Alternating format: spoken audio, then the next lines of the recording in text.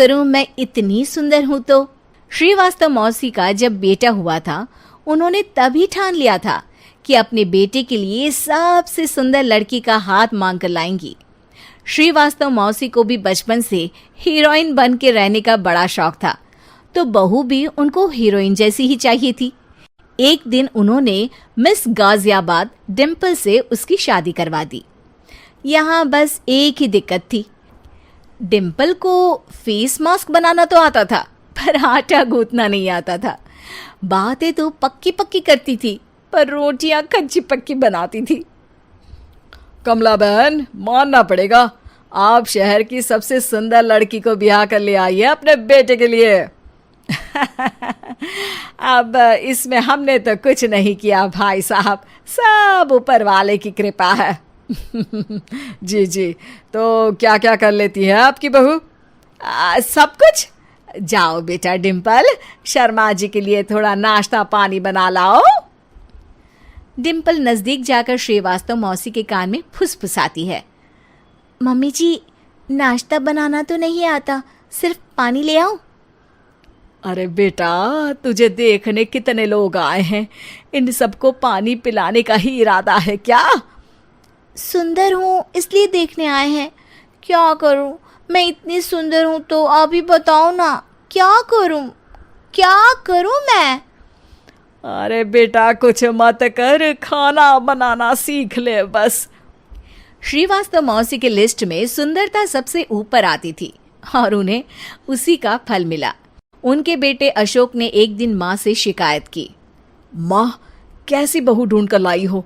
मैं शाम को थक हार कर घर लौटता हूँ तो मुझे कहती है, आज पेडिक्योर करना है, करवा दोगे? अरे जबकि दिन भर काम करके पाँव मेरे थके थे। अरे बेटा, ठीक है ना, धीरे धीरे सीख जाएगी। अरे क्या सीख जाएगी माँ, उससे कुछ भी नहीं आता। हफ्ते भर का शेड्यूल बना लिया है उसने, पेडिक्योर, हेड मसाज, मुल्तानी मिट्टी का ये वो, अरे पता नहीं क्या क्या। अरे मुझे तो नाम भी नहीं आते। देख बेटा, खाना बनाना, सब्जी काटना, ये सब सीखा जा सकता है, पर सुंदरता नहीं सीखी जा सकती। इतनी सुंदर बहू मिली है, फिर भी तू खुश नहीं है, कैसा बेटा है तू? श्रीवास्तव मौसी का मानना था कि समय रहते बहू सब सीख जाएगी, पर मिस गाजियाबाद से शादी कराने के बाद घर का जो नाम हुआ है वो जरूरी है। अरे सबकी बहू खाना बना लेती है, हमारे घर में तो काम वाली दीदी भी है, पर हमारे घर में जितनी सुंदर बहू है ना, उतनी किसी के घर में नहीं। ऐसा श्रीवास्तव मौसी सबको कहती रहती। फिर एक दिन वो हो गया जो नहीं होना चाहिए था, डिम्पल को पिंपल हो गया। डिम्पल घर में छुपी बैठी थी, पर ऐसी खबर छिपती कहाँ है। शर्मा जी घर में अपने बेटी की शादी का न्योता देने आए तो उन्होंने पूछ लिया, अरे आज आपकी बहू नहीं दिख रही? हाँ, वो ना थोड़ा काम में बिजी है, आती ही होगी। और इतने में डिम्पल सही में किसी काम से वहां आ जाती है। बस शर्मा जी की नजर पड़ जाती है डिम्पल के पिंपल पर, जो उन्हें चांद पे दाग जैसा लगता है। पूरे शहर में बात फैल जाती है कि डिम्पल को पिंपल हो गया है। ये दिक्कत काफी गंभीर थी और श्रीवास्तव मौसी को पता था कि अगर ऐसा चलता रहा तो उन्होंने जो हासिल किया था सब मिट्टी में मिल जाएगा। उन्होंने फट से डिम्पल को अपने कमरे में बुलाया। अरे बेटा, शर्मा जी के बेटे की शादी 1 हफ्ते में ही है, हमें उससे पहले ही तुझे वापस सुंदर बनाना पड़ेगा। तू बता, तुझे मेकअप के लिए क्या क्या चाहिए? डिम्पल की दी गई लिस्ट का सामान श्रीवास्तव मौसी शाम को ही ले आती है और उसके बाद शुरू होता है डिम्पल का मेकओवर।